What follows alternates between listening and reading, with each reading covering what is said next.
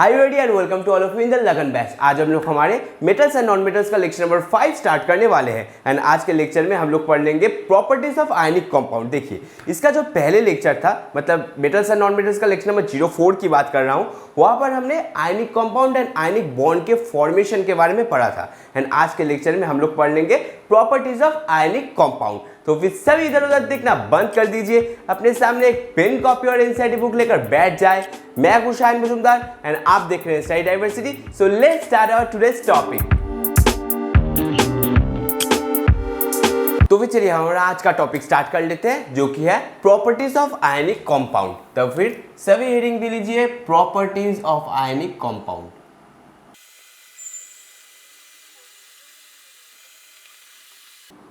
देखिए, properties of ionic compound में पहले ही हम आयनिक कंपाउंड का फिजिकल नेचर डिस्कस कर लेंगे।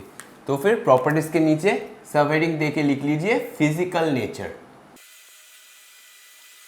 देखिए, फिजिकल नेचर में हम लोग लिखेंगे आयनिक कंपाउंड के बारे में। Ionic compounds are solid and hard in nature. These are solid and hard in nature. ये सॉलिड एंड हार्ड क्यों होंगे?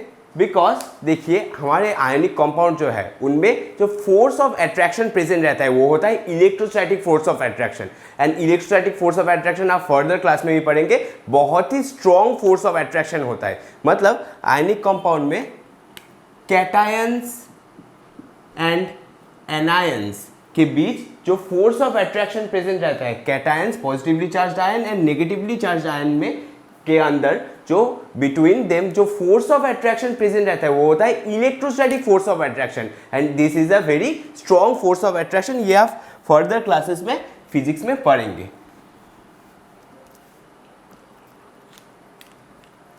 Due to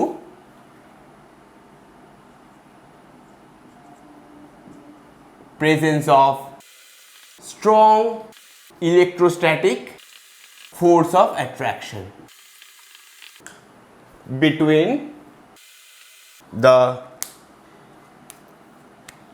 positively charged ion and negatively charged ion।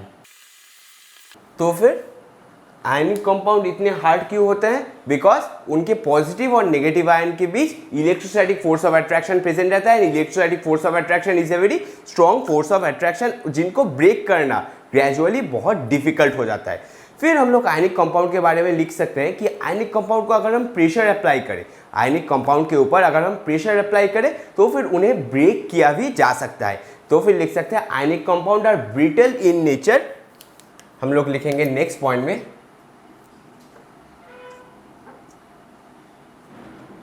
Ionic compound are brittle in nature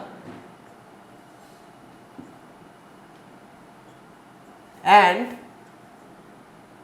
can be broken easily, या फिर dissociated लिख सकते हैं when pressure is applied and can be dissociated easily when pressure is applied। चलिए अभी हम लोग इसके नेक्स्ट फिजिकल प्रॉपर्टी की तरफ मूव ऑन कर लेंगे। हम लोग इसके melting point and boiling point को देख लेंगे। अभी हम लोग आयनिक कंपाउंड के melting point and boiling point को देख लेंगे। हम लोग बोल सकते हैं the ionic compound have gradually high melting point and high boiling point. हम लोग लिखेंगे these have very high melting point MP and high boiling point। अभी बोलिए कि आयनिक कंपाउंड में high melting point and high boiling point क्यों present रहता है? बिकॉज देखिए, आयनिक कंपाउंड में पहले भी बोला आपको, ionic compound are bonded by electrostatic force of attraction. And electrostatic force of attraction को ओवरकम करने में बहुत सारा एनर्जी या फिर हीट एनर्जी के फॉर्म में हमें बहुत सारा एनर्जी प्रोवाइड करना पड़ता है। इसीलिए हमारा आयनिक कंपाउंड का melting point and boiling point बहुत हाई होता है। हम लोग लिख सकते हैं दिस इज बिकॉज, या फिर यहीं पर लिख देता हूं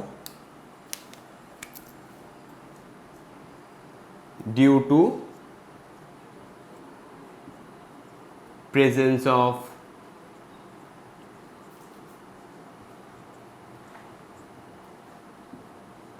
इलेक्ट्रोस्टैटिक स्ट्रॉन्ग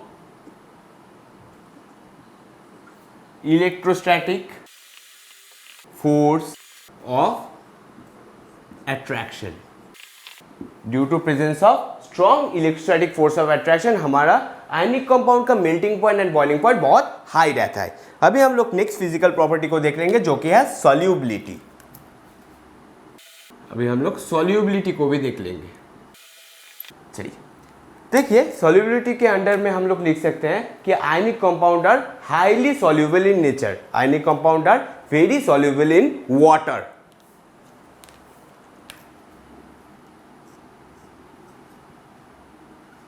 हम लोग पहले लिखेंगे soluble in water, but they are soluble in water but ionic compound are insoluble in solutions such as petrol and kerosene oil. Ionic compound are insoluble in liquids such as kerosene and petrol.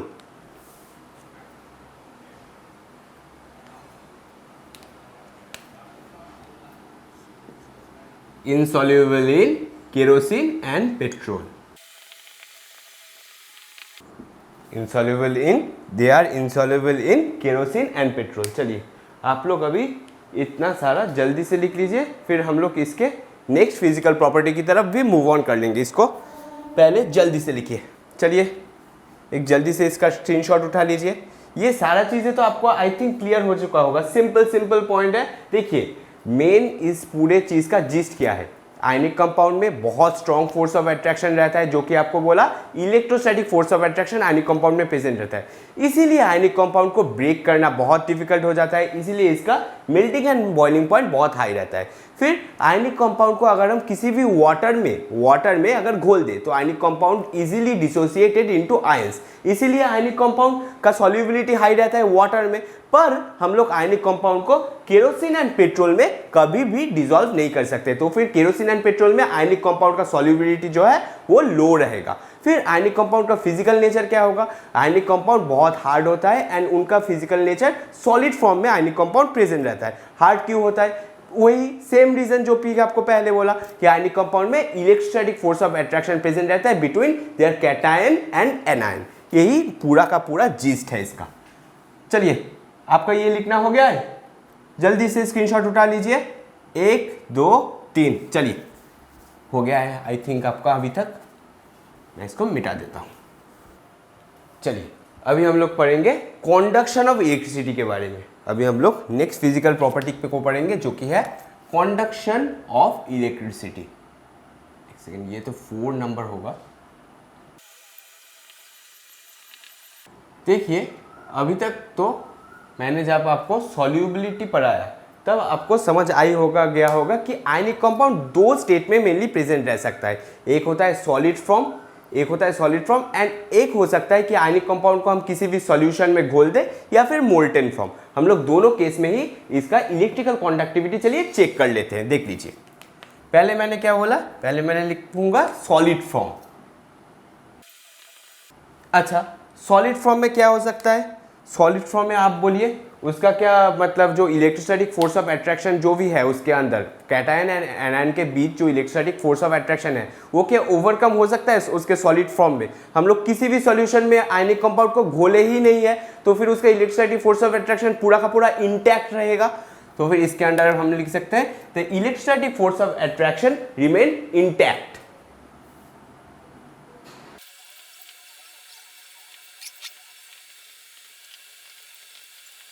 The electrostatic force of attraction will remain intact। अगर ionic compound के बीच electrostatic force of attraction intact रहे तो फिर आप ही बोलिए क्या आयनिक कंपाउंड उनके रेस्पेक्टिव आयंस में डिवाइडेड हो सकते हैं क्या। फिर आयनिक कंपाउंड में अगर electrostatic force of attraction intact रहे मतलब उसका कुछ भी ओवरकम नहीं हुआ है इलेक्ट्रोस्टैटिक फोर्स ऑफ अट्रैक्शन का, तो फिर क्या आयनिक कंपाउंड उसके रेस्पेक्टिव आयंस में ब्रेक हो सकते हैं, कभी नहीं हो सकते। तो फिर हम लोग नेक्स्ट में लिखेंगे कि ionic compound are not dissociated into ions, ionic compounds will not get dissociated into ions.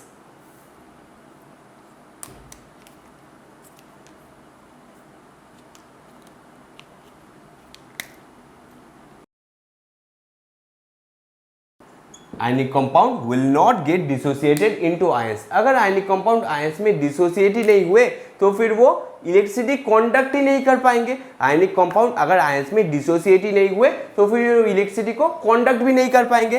तो फिर हम लोग नेक्स्ट में लिख देंगे will not conduct the electricity, will not conduct electricity.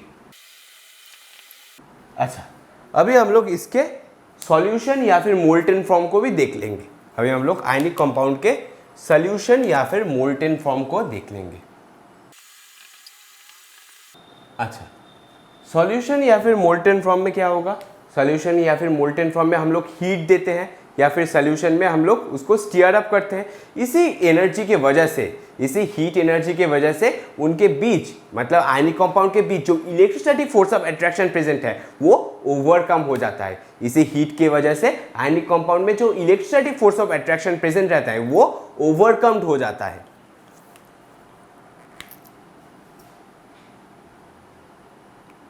The electrostatic force of attraction will be overcome. The electrostatic force of attraction will be overcome here due to the heat energy.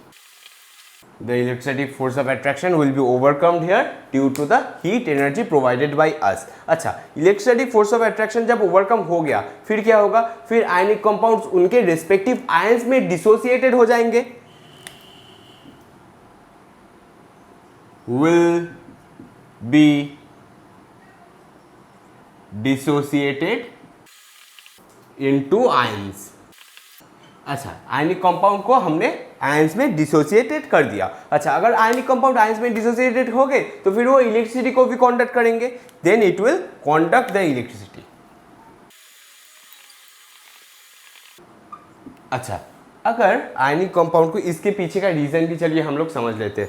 Ionic compound को हमने ions में dissociated कर दिया तो फिर solution में क्या present है? अभी सॉल्यूशन में क्या प्रेजेंट है? पॉजिटिव आयन प्रेजेंट है, नेगेटिव आयन प्रेजेंट है। अभी जब भी हम इलेक्ट्रिसिटी देंगे, जब भी हम इलेक्ट्रिसिटी को प्रोवाइड करेंगे इन द सर्किट, हम लोग इलेक्ट्रिसिटी को प्रोवाइड करेंगे, देन क्या होगा? Positive ion and negative ion उनके रेस्पेक्टिव इलेक्ट्रोड की तरफ मूव करेंगे। इसी वजह से ही हमारा इलेक्ट्रिसिटी का कंडक्शन हो जाता है। ये ऐसे स्टार दे के लिख सकते हैं, when electricity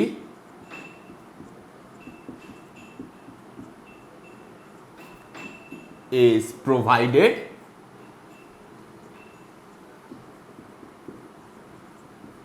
in the circuit,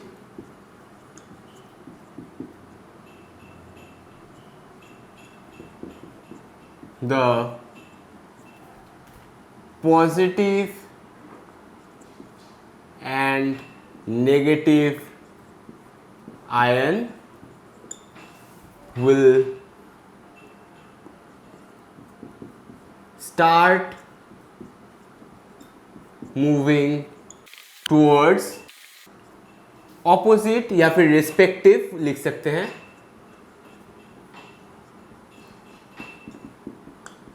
electrode.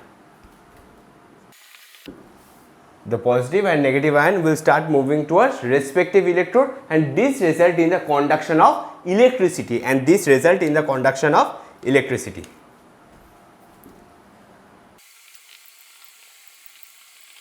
And this will result in the conduction of electricity. चलिए, ये हो गया आपका complete physical properties of ionic compound. ये आपको चलिए और एक बार रिपीट कर देता हूँ, देख लीजिए अच्छी तरह से।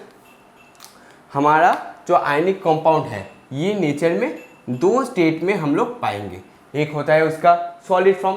अच्छा, सॉलिड फॉर्म का अगर एग्जाम्पल देना हो तो फिर आप अगर NaCl का एग्जाम्पल ले लीजिए। चलिए आप लोग NaCl का एग्जाम्पल ले लीजिए। जो टेबल सॉल्ट है जो आप लोग खाने में देते हैं वो अगर हम लोग सॉलिड फॉर्म में लिए तो फिर वो कैसे पाउडरी फॉर्म में प्रेजेंट रहता है, एंड अगर उसको ही एक सॉल्यूशन में डिसॉल्व कर दिए तो फिर वो Na plus and Cl- ion में डिसोसिएट हो जाए। ये उसका सॉल्यूशन फॉर्म या फिर मोल्टन फॉर्म हम लोग बोल सकते हैं। तो फिर आयनिक कंपाउंड को हम लोग दो फॉर्म में पा सकते हैं, एक होता है इसका सॉलिड फॉर्म एंड एक होता है इसका सॉल्यूशन या फिर मोल्टेन फॉर्म। अच्छा, सॉलिड फॉर्म में हमने क्या देखा? सॉलिड फॉर्म में हमने देखा कि इलेक्ट्रोस्टैटिक फोर्स ऑफ अट्रैक्शन जो भैया है वो ओवरकम ही नहीं हुआ। इसका electrostatic force of attraction overcome ही नहीं हुआ, electrostatic force of attraction remain intact. इसी वजह से उसका आयंस में आयनिक कंपाउंड अपने रिस्पेक्टिव आयंस में डिसोसिएट ही नहीं हो पाए, आयनिक कंपाउंड उसके रिस्पेक्टिव आयंस में डिसोसिएट ही नहीं हो पाए। इसी वजह से उसने इलेक्ट्रिसिटी को कंडक्ट भी नहीं किया, इसी वजह से उसने इलेक्ट्रिसिटी को कंडक्ट भी नहीं किया। पर जब हम लोग आयनिक कंपाउंड को उसके सॉल्यूशन फेज में या फिर मोल्टेन फेज में देते हैं देन क्या हुआ देख लीजिए, देन उसके बीच का जो इलेक्ट्रोस्टैटिक फोर्स ऑफ अट्रैक्शन है वो ओवरकम हो पाया due to the heat energy provided by us. अच्छा, इसी वजह से वो उसका रिस्पेक्टिव आयंस में डिसोसिएशन हो गया, इसी वजह से उसका रिस्पेक्टिव आयंस में भी डिसोसिएशन हो गया एंड वो अपने इलेक्ट्रिसिटी को अभी कंडक्ट भी कर सकते हैं क्योंकि उसके अंदर एक पर्टिकुलर सोल्यूशन के अंदर अभी हमारे पास positive ion and negative ion present है। चलिए ये इसका पूरा समरी आपको बोल दिया। चलिए अभी आप इतना जल्दी से लिख लीजिए एंड हम अभी PY कीज को भी सॉल्व करेंगे। चलिए पहले लेक्चर में भी हमने बहुत सारा PY कीज को सॉल्व किया था एंड आज के लेक्चर में भी हम लोग थोड़ा PY कीज को भी देख लेंगे। चलिए जल्दी से लिखिए इसको। आई होप आप सभी लोगों का भी लिखना हो गया होगा, तो फिर मैं इसे मिटा देता हूँ। 1 2 3 एंड मैंने मिटा दिया। चलिए अभी हम हमारा PY क्यूज वाला सेशन भी स्टार्ट कर लेते हैं। देखिए इसका रूल तो आपको पता ही होगा, मैं अपने फ़ोन से क्वेश्चन पढ़ूंगा एंड तब भी आपके स्क्रीन के ऊपर वही सेम क्वेश्चन पॉप्ड आउट हो जाएगा। आप लोग अपने कंप्यूटर स्क्रीन को या फिर जो भी फ़ोन का स्क्रीन है उसको पॉज कर लेना, वीडियो को पॉज कर लेना एंड वो उसको आप लोग रेस्पेक्टिवली अपने कॉपी में सॉल्व कर सकते हो। एंड अगर MCQ हुआ तो फिर आप लोग कमेंट सेक्शन में आंसर लिख सकते हो, या फिर कोई भी अगर बहुत बड़ा एक्सप्रेशन हुआ तो फिर आप उसे अपने कॉपी में लिख सकते हो एंड मैं जब आंसर सॉल्व करूँगा आपके लिए तो फिर आप उसको क्रॉस मैच कर लेना। चलिए तो फिर आज के पहले क्वेश्चन की तरफ मूव ऑन कर लेते हैं। हमारा आज का पहला क्वेश्चन दिया गया है कि give reasons platinum gold and silver are used in making jewellery. Platinum gold and silver are used in making jewellery. चलिए देख लेते हैं। हमारे पास है प्लैटिनम, फिर है गोल्ड एंड हमारे पास है सिल्वर। अभी पूछा गया है कि ये मेटल्स ज्वेलरी बनाने में क्यों यूज किया जाता है। अच्छा बोलिए, ये मेटल का रिएक्टिविटी सीरीज में, मेटल रिएक्टिविटी सीरीज में ये तीन मेटल कहाँ पर, मतलब प्लेस इनका कहाँ है? नीचे है, ऊपर है, मिडिल में है, कहाँ है इसका? इन तीन मेटल का मेटल रिएक्टिविटी सीरीज में holds the lowest position. These metals holds the lowest position in the metal reactivity series. मतलब ये बहुत ही unreactive metals होते हैं।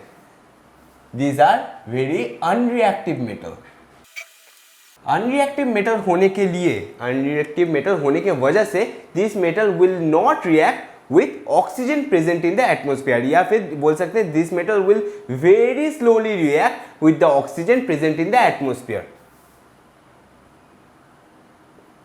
negligibly react with oxygen in atmosphere and और एक वजह हो सकता है कि this metals are lustrous in nature. This metal so metallic lustre, ये बहुत चमकता है, बहुत चमकीला मेटल है, शोज मेटेलिक लस्टर। इसी रीजंस के वजह से ही हम लोग इन मेटल्स को ज्वेलरी के फॉर्म में यूज करते हैं, क्योंकि देखिए अगर ज्वेलरी के फॉर्म में आपने यूज किया एंड वो मेटल अगर हाईली रिएक्टिव निकला एंड वो ऑक्सीजन के साथ, एटमॉस्फेरिक ऑक्सीजन के साथ रिएक्ट करके कुछ दूसरा एक ऑक्साइड का प्रोटेक्टिव लेयर फॉर्म कर दिया, तो फिर क्या होगा, आपका वो जो चमक है वो चला जाएगा एंड आपका ज्वेलरी पहनने का पूरा सोल पर्पस ही नष्ट हो जाएगा। इसीलिए this metals are very least reactive and that's why we use them as our jewellery. चलिए हम लोग इसके नेक्स्ट पार्ट की तरफ मूव ऑन करते हैं। अभी देखिए बोला गया है, हमें पूछा गया है कि metals like sodium and potassium are stored under oil. Why metals like sodium and potassium are stored under oil? Sodium and potassium are highly reactive metal, are very highly reactive metal and sodium and potassium को अगर आप लोग similarly water में अगर एक थोड़ा सा piece of sodium को आप लोग वाटर में दे दो तो फिर वो क्या फॉर्म करेगा, बोलिए, वो मेटल हाइड्रोक्साइड फॉर्म करेगा एंड बहुत मैसिव अमाउंट ऑफ हीट का प्रोडक्शन कर देगा। तो फिर इसी वजह से ही हम लोग सोडियम एंड पोटेशियम को केरोसिन ऑयल में स्टोर करके रखते हैं ताकि वो वाटर या फिर मॉइस्चर के कांटेक्ट में आ ही ना सके। चलिए ये भी आपका एक रीज़न हो गया। चलिए हम लोग अभी नेक्स्ट पार्ट की तरफ या फिर नेक्स्ट क्वेश्चन की तरफ, आज के नेक्स्ट क्वेश्चन की तरफ मूव ऑन करते हैं। देखिए कि what are amphoteric oxide, what are amphoteric oxide, give examples, write the balanced chemical equation to justify your answer. चलिए हम एम्फोटेरिक ऑक्साइड, ये मैंने आपको लास्ट क्लास में ही बताया था। एम्फोटेरिक ऑक्साइड क्या होता है, एम्फोटेरिक ऑक्साइड क्या होता है बोलिए, the metal oxide which react with both acid and bases to give salt and water are known as amphoteric oxide. Amphoteric oxide क्या होता है, ऑक्साइड्स या फिर metal oxides which react with both acid and base to give salt and water। इन्हीं को हम लोग amphoteric oxide बोलेंगे। अभी एम्फोटेरिक ऑक्साइड का एग्जांपल में हम लोग लिख सकते हैं एल्युमिनियम ऑक्साइड Al2O3 एंड हम लोग लिख सकते हैं जिंक ऑक्साइड।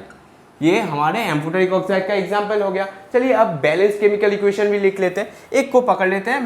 मैंने पढ़ाने के समय, थ्योरी पढ़ाने के समय तो दोनों की रिएक्शन का ही एक्सप्लेन किया था। अभी मैं Al2O3 को लेकर एक्सप्लेन कर देता हूँ। देख लीजिए, अगर Al2O3 को हम लोग 6HCl में डिसॉल्व करेंगे या फिर रिएक्ट करेंगे, HCl के साथ रिएक्ट करेंगे, तो फिर हमें मिल जाएगा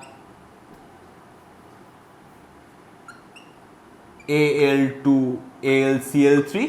ये एक मेटल का हमें सॉल्ट मिल गया, एंड हमें 3H2O मिल जाता है। चलिए ये हमारा एक रिएक्शन हो गया जब हमने मेटल ऑक्साइड को एसिड के साथ रिएक्ट करवाया। अभी हम लोग Al2O3 को सेम बेस के साथ भी रिएक्ट कराएंगे। अभी हम लोग Al2O3 को बेस के साथ भी रिएक्ट कराएंगे। जब हम Al2O3 को NaOH के साथ रिएक्ट कराएंगे तब हमें मिल जाएगा 2Al NaO2। ये एक सॉल्ट मिल गया एंड हमें मिल जाएगा H2O, एंड हमें H2O मिल गया। अभी यहाँ पर भी हमें एक मेटल सॉल्ट मिल गया एंड हमारा वाटर मॉलिक्यूल का प्रोडक्शन हो गया। देख लीजिए, तो फिर ये क्वेश्चन आपका कंप्लीट हो गया। यही आपको लिखना है। पहले आप लोग 2 मार्क्स का ये क्वेश्चन है। पहले आप लोग एम्फोटेरिक ऑक्साइड को अच्छी तरह से एक्सप्लेन कर दोगे, फिर एम्फोटेरिक ऑक्साइड का एक एग्जाम्पल लिखोगे, फिर ये दोनों रिएक्शन इसके रेस्पेक्टिवली आप लोग दे दोगे। चलिए फिर हम लोग डिस्कस करेंगे नेक्स्ट क्वेश्चन को। नेक्स्ट क्वेश्चन में बोला गया है, what would a student report nearly after 30 minutes of placing duly clean strip of aluminium, copper, iron and zinc in freshly prepared iron sulphate solution taken in 4 beakers. अच्छा, हमें बोला गया है कि हमने 4 बीकर ले लिया। एक सेकेंड, थोड़ा इसको मिटाना पड़ेगा, थोड़ा मैं इसको मिटा देता हूँ।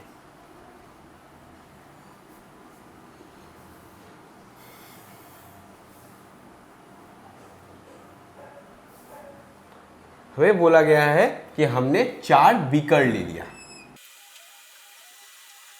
एंड चारों बीकर में हमारा सॉल्यूशन क्या दिया गया है, हमारा सॉल्यूशन है आयरन सल्फेट। चारों बीकर में हमारा आयरन सल्फेट का सॉल्यूशन है, मतलब FeSO4। चारों सल्फेट में हमारा FeSO4 का सॉल्यूशन दिया गया है। एंड हमें अभी बताया गया है कि चारों सॉल्यूशन में या फिर चारों बीकर में हमने अलग अलग मेटल्स दिया। हमने ए वाले बीकर में कौन सा मेटल दिया, हमने एल्युमिनियम मेटल दिया। हमने ए वाले बीकर में हमने एल्युमिनियम मेटल दिया।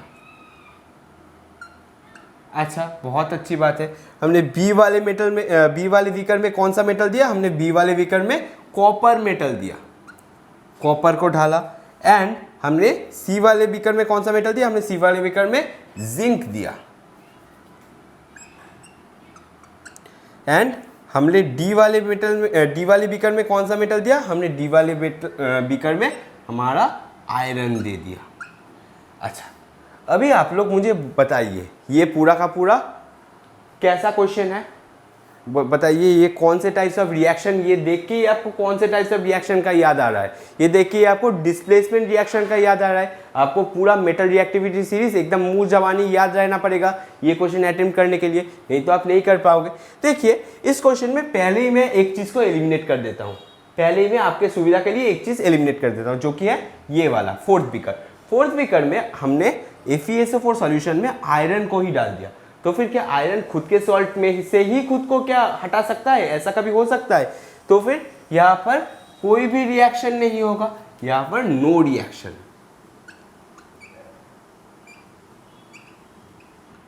एंड अगर कोई रिएक्शन ही नहीं होगा तो कलर चेंज या फिर कोई भी चीज़ का कोई सवाल ही पैदा नहीं होता।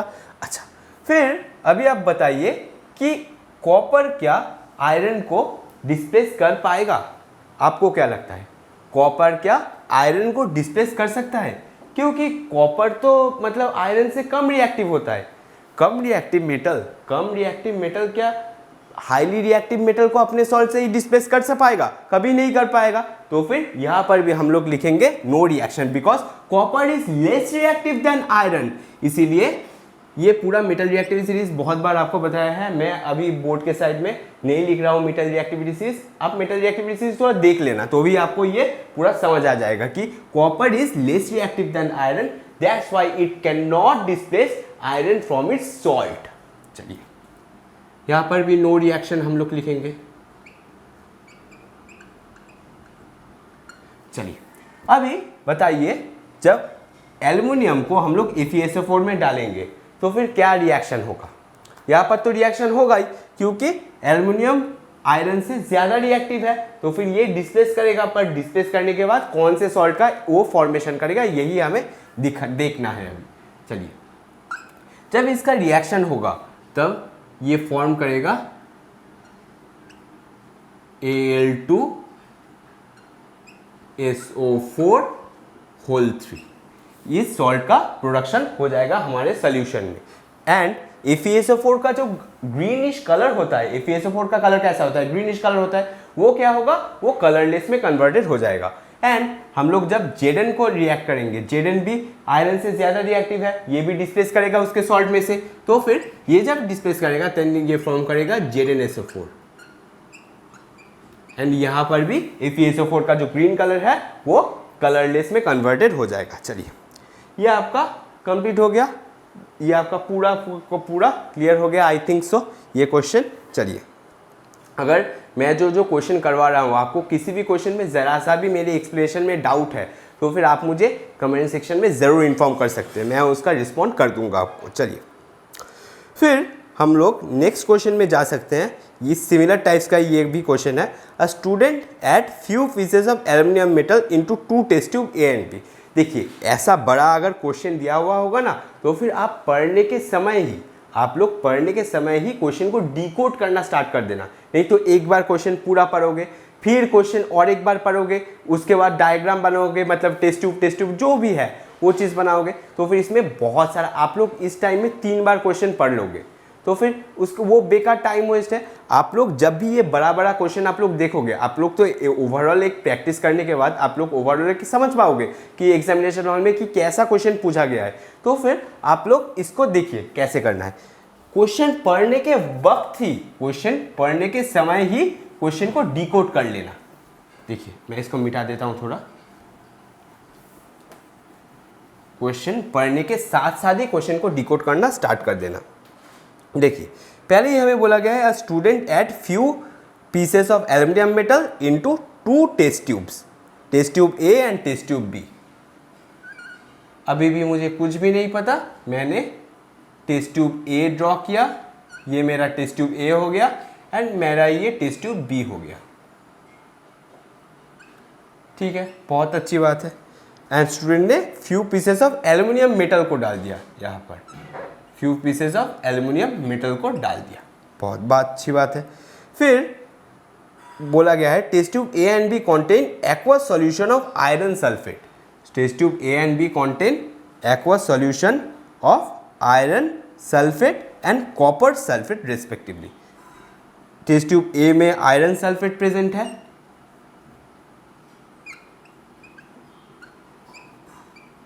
एंड टेस्ट ट्यूब बी में क्या प्रेजेंट है, कॉपर सल्फेट प्रेजेंट है। टेस्ट ट्यूब बी में कॉपर सल्फेट हमारा प्रेजेंट है। अच्छा, फिर बोला गया है in the second part of our experiment she add iron metal to another test tube C and D and इस लड़की के एक्सपेरिमेंट के सेकेंड पार्ट में 2 टेस्ट ट्यूब और आ जाते हैं, जहां पर इन्होंने आयरन मेटल को ऐड किया, जहां पर इन्होंने आयरन मेटल को ऐड किया। अच्छा, क्या बोला गया है, iron she add iron metal to test tube C and D containing aqua solution of aluminium sulphate, aluminium sulphate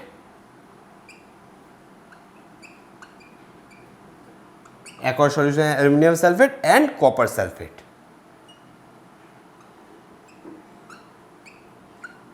अच्छा, तो फिर अभी आपसे पूछा गया है कि अभी इन व्हिच टेस्ट ट्यूब और in which test tubes will she observe color change on the basis of the experiment, state one of the most reactive metal and why। चलिए, आई होप अभी तक आप लोगों ने ये सारा चीज़ें सॉल्व कर लिया होगा। ये रिएक्शन आप लोगों ने अभी तक मैंने जो टाइम दिया वो बना लिया होगा आपने ये रिएक्शन। चलिए मैं इसे आपके लिए अभी सॉल्व कर देता हूँ, देख लीजिए।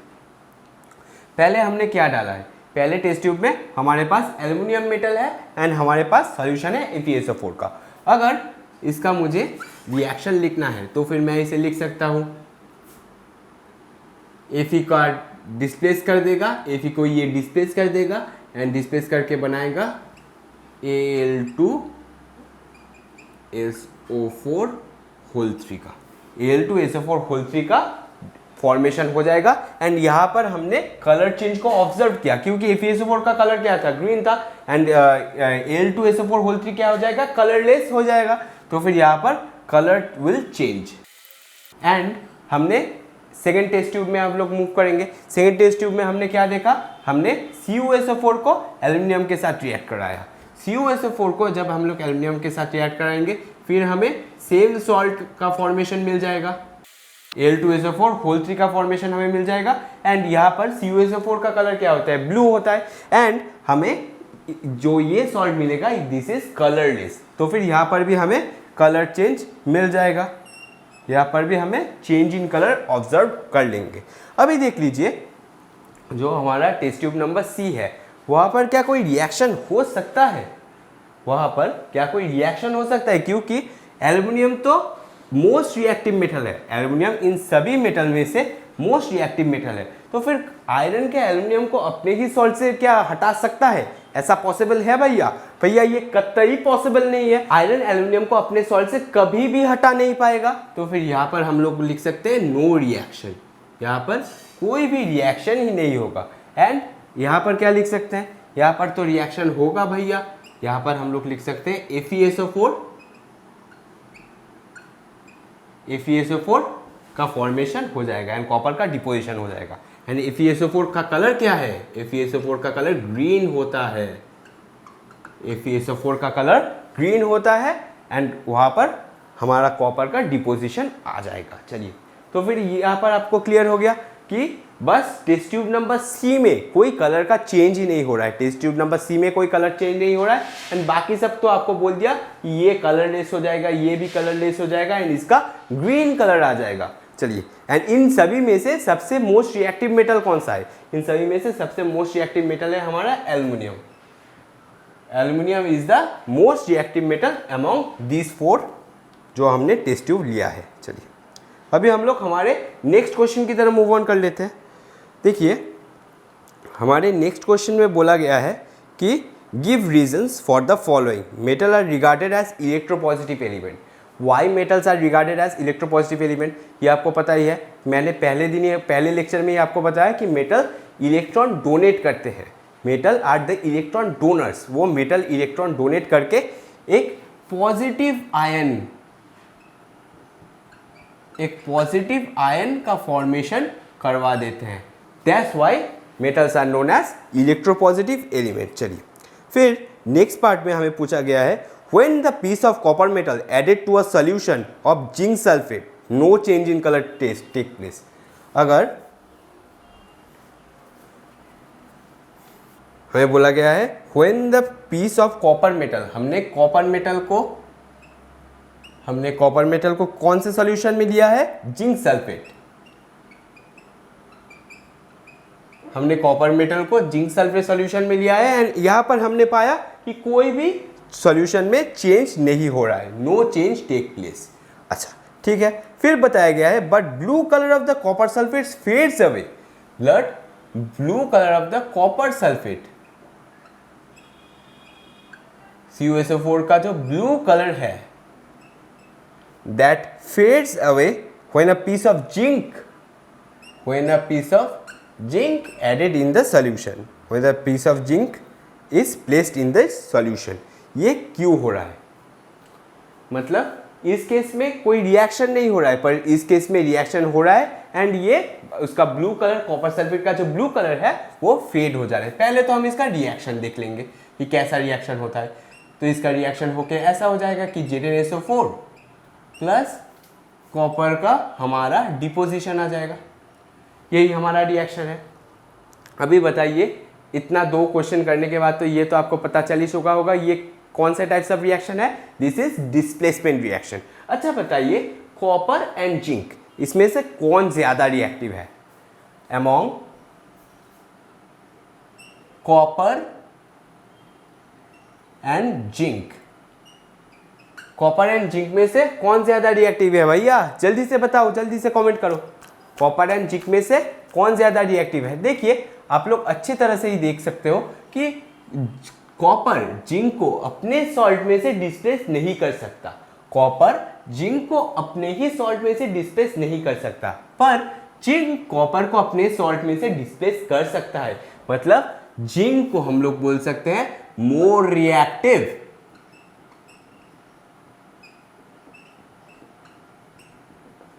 जिंक को हम लोग मोर रिएक्टिव घोषित कर सकते हैं, पर हमारा कॉपर जो है वो जिंक को अपने सॉल्ट में से डिस्प्लेस नहीं कर सकता है, इसलिए copper is less reactive.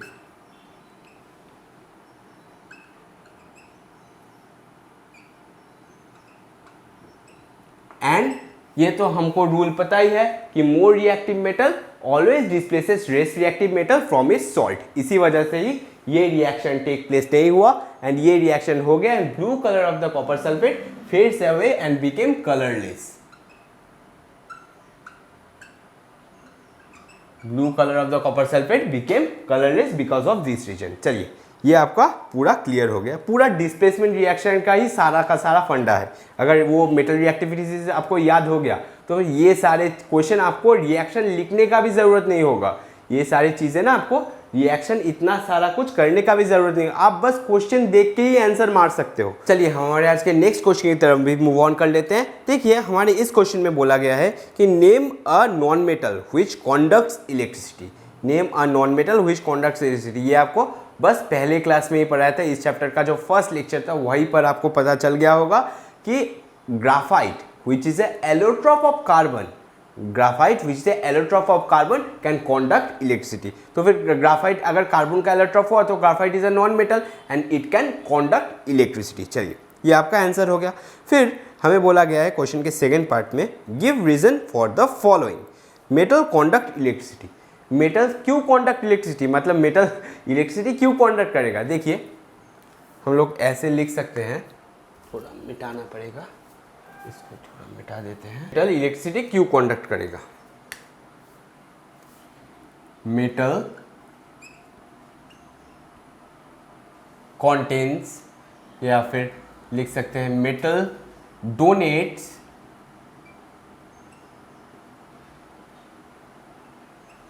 Electron to form positive ion. Metal donates electron to form positive ion, and these electrons which are donated by the metal and these electrons which are donated by the metal act as charge carriers, and these electrons act as charge carriers. ये आप लोग class 11 में और भी अच्छे से पढ़ोगे। This electron acts as These electrons act as charge carriers.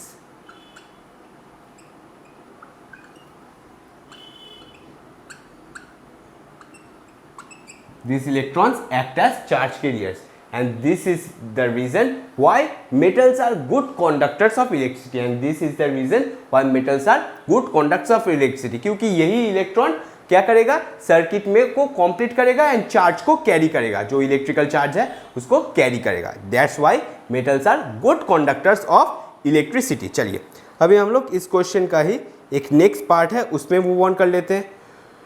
बोला गया है reduction of nitric acid with metals generally does not evolve hydrogen gas. The reduction of nitric acid with metal generally does not evolve hydrogen gas. देखिए nitric acid क्या है, nitric acid is a good oxidising agent. Nitric acid is a good oxidising agent, and क्या reason है, nitric acid हमारे reaction में पहले दो hydrogen gas produced हुआ। हमारे रिएक्शन में जो भी हाइड्रोजन गैस प्रोड्यूस्ड होगा, नाइट्रिक एसिड क्या करेगा, नाइट्रिक एसिड उसको ऑक्सीडाइज करके वाटर में कन्वर्टेड कर देगा। नाइट्रिक एसिड उसको ऑक्सीडाइज करके वाटर में कन्वर्टेड कर देगा। नाइट्रिक एसिड उसको ऑक्सीडाइज करके वाटर में कन्वर्टेड कर देगा। इसी वजह से जब मेटल का नाइट्रिक एसिड के साथ रिएक्शन होता है तो हाइड्रोजन गैस इवॉल्व नहीं होता है। क्या इवॉल्व होता है, हमारा वाटर का फॉर्मेशन हो जाता है। चलिए अभी हम लोग हमारे नेक्स्ट क्वेश्चन की तरफ भी मूव ऑन कर लेते हैं। हमारे नेक्स्ट क्वेश्चन में बोला गया है a student add zinc granules to the copper sulphate solution. A student add zinc granules को कॉपर सल्फेट। एक सेकेंड, ये चीज़ तो मैंने यही लिखाया है, फिर से क्यों लिखूंगा, नहीं लिखूंगा मैं। देख लीजिए यहाँ से ही अ स्टूडेंट ने क्या किया, जिंक ग्रैन्यूल्स को कॉपर सल्फेट के सॉल्यूशन में ऐड किया in a test tube. Write the observation and chemical reaction behind this. अच्छा, केमिकल रिएक्शन तो आपके सामने ही है। क्या करेगा, जिंक ज़्यादा रिएक्टिव है कॉपर से, तो फिर वो ZnSO4 का फॉर्मेशन कर देगा एंड कॉपर का डिपोजिशन पड़ जाएगा। एंड हम लोग चेंज क्या ऑब्जर्व कर सकते हैं, हम लोग टेस्ट ट्यूब में क्या चेंज ऑब्जर्व करेंगे, जो CuSO4 का जो ब्लू कलर था, वो क्या होगा, वो कलरलेस में कन्वर्टेड हो जाएगा। वो क्या होगा, वो कलरलेस में कन्वर्टेड हो जाएगा। चलिए हम लोग अभी हमारे नेक्स्ट क्वेश्चन को देख लेते हैं। हमारे नेक्स्ट क्वेश्चन में हमें 3 या फिर 4 टेस्ट ट्यूब दिया गया है। देख लेते हैं, चलिए देख लीजिए अच्छी तरह से। यहाँ पर तो फिगर ड्रॉ करने का भी कोई ज़रूरत नहीं है, यहाँ पर तो फिगर ड्रॉ करने का कोई ज़रूरत ही नहीं है, क्योंकि आपके यहाँ पर ही पूरा का पूरा चीज़ दिया गया है। देख लीजिए, A student took 4 test tubes. 1, 2, 3, 4 containing aluminum sulfate, copper sulfate, ferrous sulfate and zinc sulfate. ये 4 जो सॉल्यूशन है ये एक टेस्ट ट्यूब में करके आपको दिया गया है। फिर बोला गया है he placed an iron strip in each of them. सभी टेस्ट ट्यूब में उसने क्या किया, आयरन स्ट्रिप्स को डाल दिया। उसने आयरन स्ट्रिप्स को डाला, बहुत अच्छी बात है। He found brown deposit formed in which test tube, in the chemical equation. अभी आपको ये चीज़ समझना बहुत ज़रूरी है कि ये क्वेश्चन पूरा का पूरा मेटल रिएक्टिविटी सीरीज में बेस्ड है। देख लीजिए, अगर हम लोग रिएक्टिविटी ऑफ मेटल देख लें, रिएक्टिविटी ऑफ मेटल्स, तो फिर रिएक्टिविटी ऑफ मेटल्स में हम लोग पहले ही क्या लिखेंगे, हम लोग पहले ही लिख देंगे copper, copper is the least reactive among this. फिर हम लोग लिख सकते हैं जेरन, फिर हम लोग लिख सकते हैं आयरन, फिर हम लोग लिख सकते हैं हमारा एल्युमिनियम। अभी आप लोग ये क्वेश्चन को टैली कीजिए अच्छी तरह से। देखिए, हमारा जो टेस्ट ट्यूब नंबर 1 है वहाँ पर हमने Al2SO4 होल थी, मतलब एल्युमिनियम सल्फेट का हमारे पास सोल्यूशन है ना, हमने उसमें आयरन को डाला है। हमारा एल्युमिनियम सल्फेट का सोल्यूशन है, हमने उसने आयरन को डाला है। क्या आयरन मोर रिएक्टिव मेटल को डिस्प्लेस कर देगा? उतना आसान बात है कि आयरन मोर रिएक्टिव मेटल को ही उसके सॉल्ट से डिस्प्लेस कर देगा? ये कतई पॉसिबल नहीं है। तो फिर ये ऑप्शन हम लोग कैंसिल कर देंगे, यहाँ पर कोई रिएक्शन नहीं होगा, आसान सी बात है। फिर हम लोग ऑप्शन नंबर 3 में मूव ऑन करते हैं। चलिए देख लेते हैं क्या है। 3 में FeSO4 का सोल्यूशन दिया गया है। FeSO4 का सोल्यूशन में ही हमने आयरन की स्ट्रिप को डाला है। क्या आयरन इतना बुद्धू है कि वो अपना ही हानि करके, मतलब अपने ही सॉल्ट से खुद को लात मार के निकाल देगा? आयरन कैसा कतई नहीं करेगा। तो फिर ये सॉल्यूशन भी या फिर इस टेस्ट ट्यूब में भी हम लोग कोई भी चेंज ऑब्जर्व नहीं करेंगे। चलिए अब हम हमारा 4th नंबर टेस्ट ट्यूब भी देख लेते हैं। देख लीजिए, 4th नंबर टेस्ट ट्यूब में हमने ZnSO4 का सॉल्यूशन लिया है एंड हमने उसके अंदर आयरन की स्ट्रिप को डाला है। तो फिर यहाँ पर क्या रिएक्शन होगा या फिर नहीं होगा? आप जल्दी से बताइए। ZnSO4 प्लस Fe, बताइए आपको क्या लगता है यहाँ पर रिएक्शन होगा कि नहीं होगा? बताइए। देखिए, Zn क्या है? Zn is less reactive than iron and iron is more reactive. तो फिर आयरन क्या करेगा? उसको सॉल्ट से हटा देगा। यहाँ पर फॉर्म होगा FeSO4 प्लस Zn। अच्छा, यहाँ पर तो भैया रिएक्शन हो गया, पर और एक जगह पर भी रिएक्शन हो सकता है जो कि है टेस्ट ट्यूब नंबर 2। देखिए, टेस्ट ट्यूब नंबर 2 में क्या दिया गया है? टेस्ट ट्यूब नंबर 2 में हमारे पास है कॉपर सल्फेट, CuSO4 का हमारे पास सॉल्यूशन है एंड हमारे पास क्या दिया गया है? आयरन। आयरन के स्ट्रिप्स को हमने लिया है। अगर ऐसी ही बात है तो फिर यहाँ पर क्या होगा? यहाँ पर फिर से FeSO4 का सॉल्यूशन हमें मिल जाएगा एंड हमें कॉपर का डिपोजिशन मिलेगा। अच्छा, क्वेश्चन में अब देखिए क्या पूछा गया है। क्वेश्चन में बोला गया है he found brown deposit formed in the test tube. Brown deposit पूछा गया है। ब्राउन डिपॉजिट आप में से क्या लगता है, आपको क्या लगता है कौन से में टेस्ट ट्यूब में ब्राउन डिपॉजिट आ सकता है? ऑब्वियसली टेस्ट ट्यूब नंबर जो 2 है, जहां पर कॉपर का डिपोजिशन गिर रहा है, वहां पर ही हमारा ब्राउन डिपॉजिट मिल जाएगा। वहां पर ही हमें ब्राउन डिपॉजिट मिल जाएगा। इसी वजह से ये इस क्वेश्चन का जो आंसर होगा वो टेस्ट ट्यूब नंबर 2 हो जाएगा, क्योंकि टेस्ट ट्यूब नंबर 2 में ही हमें हमारा ब्राउन डिपॉजिट मिल रहा है। चलिए अभी हम लोग क्वेश्चन नंबर 17 में मूव ऑन कर लेते हैं। हमारे नेक्स्ट क्वेश्चन की तरफ मूव ऑन कर लेते हैं। Give reason for the answer. Metal, ये तो क्वेश्चन पूरा रिपीट हुआ है कि मेटल कॉन्डक्ट इलेक्ट्रिसिटी, ये तो मैंने आपको बोल ही दिया, मेटल क्यों इलेक्ट्रिसिटी कॉन्डक्ट करता है। And nitric acid with metals generally does not evolve hydrogen gas। ये तो मैंने, ये 2 रीजंस तो मैंने अभी अभी आपको बताया। चलिए फिर हम लोग हमारे नेक्स्ट क्वेश्चन की तरफ मूव ऑन कर लेते हैं। Magnesium when react with hot water start floating. Magnesium को जब हम हॉट वाटर के साथ रिएक्ट करेंगे वो फ्लोट करना स्टार्ट कर देगा। भैया क्यों? क्योंकि मैग्नीशियम को जब हम हॉट वाटर के साथ रिएक्ट कराएंगे तब क्या फॉर्म होगा? बोलिए। वाटर के साथ मेटल का रिएक्शन करने के बाद क्या फॉर्म होता है? मेटल हाइड्रोक्साइड का फॉर्मेशन होता है। हमारे पास मेटल हाइड्रोक्साइड का फॉर्मेशन होता है। और किस चीज का फॉर्मेशन होता है? और हमारे पास हाइड्रोजन गैस का प्रोडक्शन होता है। देखिए, इसी हाइड्रोजन गैस के प्रोडक्शन के वजह से ही हमारा जो मैग्नीशियम मेटल है वो वाटर में फ्लोट करना स्टार्ट कर देगा। इसी हाइड्रोजन गैस के प्रोडक्शन की वजह से ही हमारा जो मैग्नीशियम मेटल है वो वाटर में फ्लोट करना स्टार्ट कर देगा। चलिए, ये आपको पूरा का पूरा क्लियर हो गया। क्यों ये मैग्नीशियम मेटल फ्लोट करता है। चलिए हम हमारे आज के नेक्स्ट टॉपिक की तरफ मूव ऑन कर लेते हैं, या फिर नेक्स्ट जो क्वेश्चन है उसकी तरफ मूव ऑन कर लेते हैं। देखिए हमें पूछा गया है by transfer of electron illustrate the formation of bond magnesium chloride, identify the ions present in the compound. हमें मैग्नीशियम क्लोराइड ये पहले लेक्चर में ही, बस पहले लेक्चर में ही आपको कराया था। चलिए और एक बार कर लेते हैं। PYQ का पार्ट है भैया, तो फिर बहुत इंपॉर्टेंट है भैया। चलिए और एक बार सॉल्व कर लेते हैं। देख लीजिए हमें बोला है मैग्नीशियम क्लोराइड, ठीक है। मैग्नीशियम का एटॉमिक नंबर कितना होता है? मैग्नीशियम का एटॉमिक नंबर कितना होता है? 12 होता है, मतलब इसमें 12 इलेक्ट्रॉन्स प्रेजेंट रहेगा। चलिए मैंने इसका जो लुईस डॉट स्ट्रक्चर है उसको ड्रॉ कर लिया।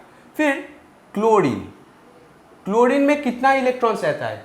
क्लोरीन का एटॉमिक नंबर 17 रहता है, मतलब क्लोरीन का अगर मैंने लुईस डॉट स्ट्रक्चर ड्रॉ किया तो फिर हमें कुछ ऐसा स्ट्रक्चर मिलेगा क्लोरीन का, ठीक है। और एक क्लोरीन एटम हमें लगेगा, मुझे और एक क्लोरीन एटम चाहिए। अभी क्या करेगा मैग्नीशियम, अपने दो जो इलेक्ट्रॉन्स है वो क्लोरीन को ऐसे ऐसे डोनेट कर देगा।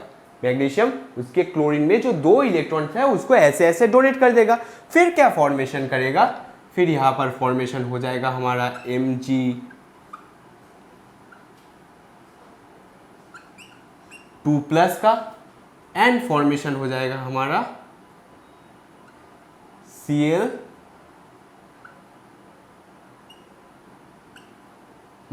का। पर ये दो Cl एटम है यहाँ पर, इसलिए हम लोग नीचे 2 लिख सकते हैं। यह से ही हमारा फॉर्मेशन हो जाएगा MgCl2। यहाँ से ही हमारा फॉर्मेशन हो जाएगा MgCl2।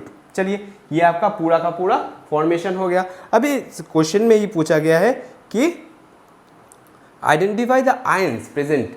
आयंस कौन सा आयंस प्रेजेंट है हमारे पास? Mg2+ आयन प्रेजेंट है, एंड हमारे पास प्रेजेंट है 2 Cl- ion, 2 Cl- ion present है, एंड Mg2+ आयन प्रेजेंट है। चलिए ये भी सॉल्व हो गया।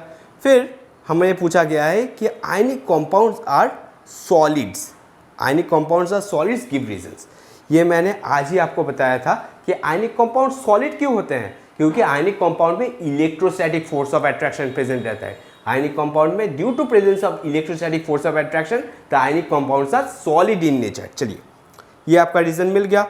विथ द हेल्प ऑफ लेवल diagram show the experimental setup of action of steam on a metal. चलिए ये मैं आपको ड्रॉ करके दिखाता हूँ, रुक जाइए एक सेकेंड। ये मुझे आपको, अच्छा एक चीज़ करेंगे, ये क्वेश्चन ना मैं लास्ट में कराता हूँ पूरा, और एक क्वेश्चन करने के बाद ही ये टॉपिक मतलब कि ये चीज़ टच करूँगा मैं, और एक टॉपिक बस एक और लास्ट क्वेश्चन करा लूँ, फिर ये क्वेश्चन मैं टच कर दूंगा। चलिए देख लीजिए नेक्स्ट क्वेश्चन में हमें पूछा गया है कि right the electron dot structure of calcium. Calcium जिसका एटॉमिक नंबर 20 है उसका इलेक्ट्रॉन डॉट स्ट्रक्चर हमें ड्रॉ करना है। अच्छा कैल्शियम को अगर हम शेल्स में डिवाइड कर लें, अच्छा कैल्शियम के फर्स्ट शेल में कितना इलेक्ट्रॉन्स रहेगा? 2 इलेक्ट्रॉन्स रहेगा। सेकंड शेल में कितना रहेगा? 8 इलेक्ट्रॉन्स रहेगा। एम शेल में कितना रहेगा? एम शेल में भी 8 रहेगा। अभी देखिए कितना इलेक्ट्रॉन्स लास्ट शेल में आएगा। देखिए कैल्शियम का हमें बताया गया है कि एटॉमिक नंबर 20 है, मतलब और 2 इलेक्ट्रॉन्स हमारे इन शेल में आ जाएगा। तो फिर इसके रिस्पेक्ट में हम लोग इसका लुईस डॉट स्ट्रक्चर कैसे ड्रॉ कर सकते हैं? इसका लास्ट शेल का ही इलेक्ट्रॉनिक कॉन्फ़िगरेशन ड्रॉ कर देंगे, जो कि ये चला आएगा। चलिए अभी हम लोग ऑक्सीजन का ड्रॉ कर लेते हैं। ऑक्सीजन का एटॉमिक नंबर कितना बोला गया है? 8। अच्छा इसको भी सिमिलरली शेल्स में डिवाइड कर लेते हैं। तो फिर देखिए के शेल में कितना इलेक्ट्रॉन्स आता है? 2 इलेक्ट्रॉन्स आता है, एंड एल शेल में इसका 6 इलेक्ट्रॉन्स आ जाएगा। तो फिर इसी प्रकार से हम लोग ऑक्सीजन का अगर इलेक्ट्रॉन ड्रॉ स्ट्रक्चर हमें ड्रॉ करना है तो फिर ऐसे ही हम लोग ड्रॉ कर सकते हैं। This is the electron draw structure of oxygen. चलिए अभी हम लोग इसी क्वेश्चन के नेक्स्ट पार्ट की तरफ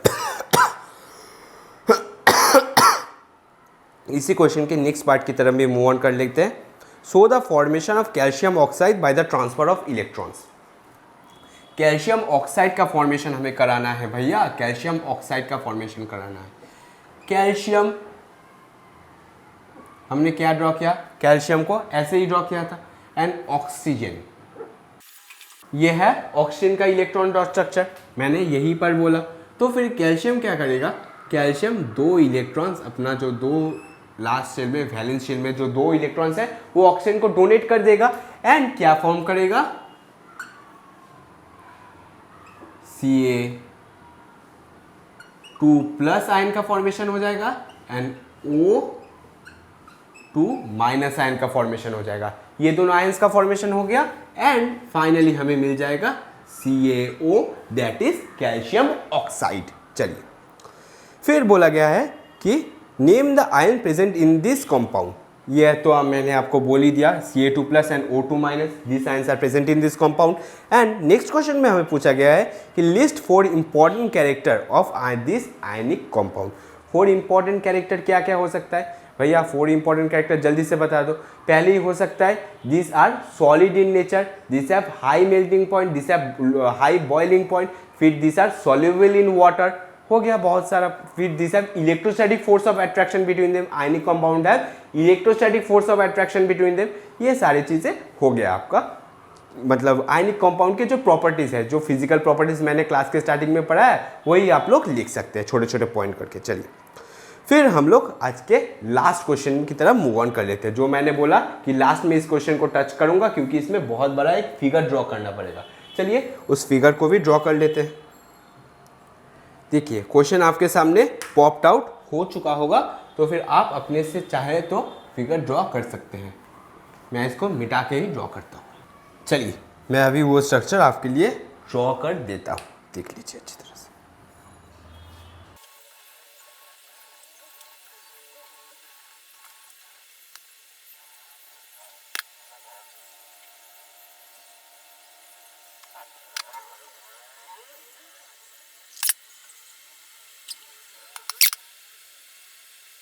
देखिए ये जो एक्सपेरिमेंटल सेटअप है ये मैंने पूरा का पूरा आपको ड्रॉ करके दिखा दिया। देखिए वीडियो ना मिडिल से थोड़ा कट हो सकता है क्योंकि मैंने ये चीज़ ड्रॉ करने में थोड़ा सा जो टाइम लिया होगा वो टाइम मैंने कट कर दिया, बस डायरेक्ट आपको ऐसे ही दिखा रहा हूँ। देखिए हमारे क्वेश्चन में हमें क्या पूछा गया है, चलिए वो भी देख लेते हैं।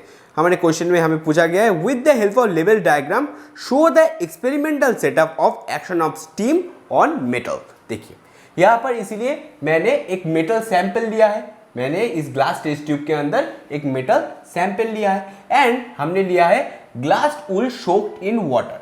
हमने ग्लास वूल को वाटर में सोक करके टेस्ट ट्यूब के अंदर डाल दिया था, उसी को मैंने ले लिया है। एंड नीचे से हमने बर्नर में से आग को जला दिया है, हमने आग जला दिया है एकदम। अभी इस बर्नर के वजह से ही एक ग्लास वूल जो हमने वाटर में प्रीवियसली सोक किया था, ये वाटर वेपर प्रोड्यूस करेगा due to the heat, due to the evaporation of water. ये वाटर वेपर प्रोड्यूस करेगा, वाटर वेपर मतलब स्टीम प्रोड्यूस करेगा। ये स्टीम मेटल सैंपल के साथ जब रिएक्ट करेगा तब क्या होगा, स्टीम के साथ metal plus steam,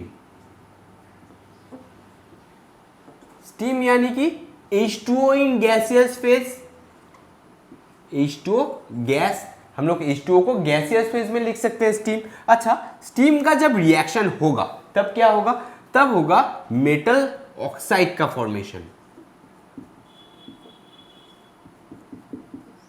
metal oxide का फॉर्मेशन हो जाएगा, एंड क्या प्रोड्यूस होगा, एंड हाइड्रोजन गैस प्रोड्यूस होगा, एंड हाइड्रोजन गैस का प्रोडक्शन हो जाएगा, हाइड्रोजन गैस का प्रोडक्शन हो जाएगा। यही चीज हम लोग यहाँ पर देखेंगे। देखिए जब स्टीम जाके मेटल के साथ रिएक्ट करेगा, जब स्टीम जाके मेटल के साथ रिएक्ट करेगा, ये क्या प्रोड्यूस करेगा, यहाँ पर देखिए ये पूरा का पूरा वाटर है, ठीक है, यहाँ पर पूरा वाटर दिया गया है। ये वाटर के अंदर ही हाइड्रोजन का हमें बबल्स देखने को मिलेगा।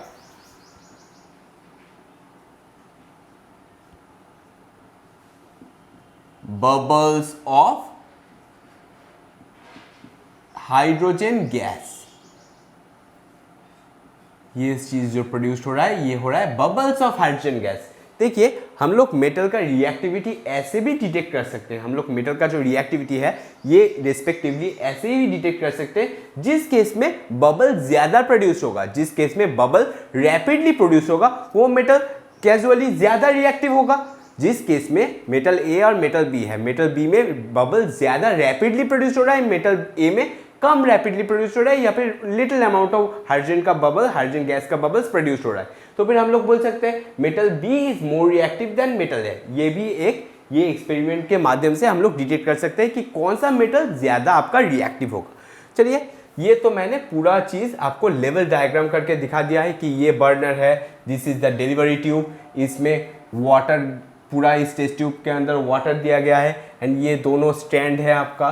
चलिए, ये आपका पूरा ये क्वेश्चन हो गया एंड आपको तो पता चल ही चुका होगा कि हाइड्रोजन गैस का जो बबल्स है वो वाटर में प्रोड्यूस हो रहा है एंड हमारे पास मेटल ऑक्साइड का भी प्रोडक्शन हो जाएगा। चलिए, इतना सारा आप लोग जल्दी से एक बार कॉपी में स्क्रीनशॉट उठा लीजिए या फिर कॉपी में ड्रॉ कर लीजिए, जल्दी से ड्रॉ कीजिए। आई होप अभी तक आप लोगों ने ये सारा चीजें नोट डाउन कर लिया होगा and I wish all of you have taken the notes of today's lecture. आज मैंने आपको जो भी कुछ पढ़ाया है about physical properties of ionic compound, वो सारा कॉन्सेप्ट आपको क्रिस्टल क्लियर वे से समझ आ गया होगा एंड आपको अगर PYQ सॉल्व कराने के समय जरा सा भी डाउट रह गया है मन में, जरा सा भी डाउट कोई भी कॉन्सेप्ट में या फिर फिजिकल प्रॉपर्टीज में या फिर थ्रू आउट द लेक्चर कोई भी कॉन्सेप्ट में आपको जरा सा भी दिक्कत है या फिर मेरा ये एक्सीलेंट सा हैंडराइटिंग समझने में आपको जरा सा भी दिक्कत हुआ होगा, तो आप मुझे कमेंट सेक्शन में जरूर इन्फॉर्म करें। मैं आपका पर्टिकुलर डाउट, हाँ तुम्हारा पर्टिकुलर डाउट नेक्स्ट वीडियो का जो लास्ट सेक्शन होगा वहां पर कवर कर